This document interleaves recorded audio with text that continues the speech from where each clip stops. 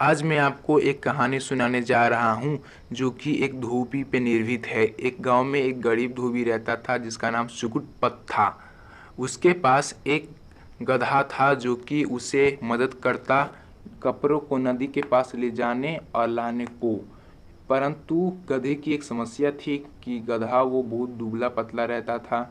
उसको खाने पानी को नहीं मिलता था। इस इसी कारणवश वो दूसरे के खेतों में जाके उनके घास खा लेता था।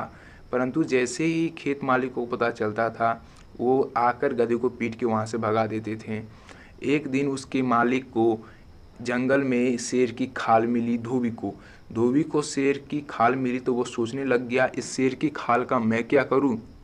तभी उसे एक उपाय आया, क्यों ना इस शेर की खाल को मैं अपने गधे को पहना दूं, तो सभी लोग सोचेंगे ये शेर है और ऐसे डट के भागेंगे। ऐसे में मेरा गधा जो कि शेर की खाल पहना हुआ है, रोज रात उनकी खेतों में जाएगा।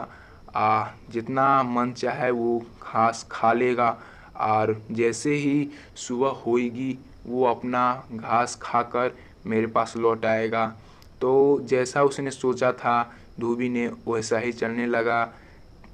गधा रोज जाता रात को और जी भर के घास खा लेता। सुबह होते ही गधा वापस अपने मालिक के पास आ जाता।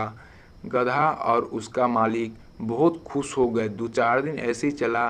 बस एक रात गधा जैसे ही घास चर रहा था, उसे दूसरे गधों की रेंकने की आवाज़ सुनाई दी। गधा घास खाते खाते उसका मन मचल गया रेंकने को।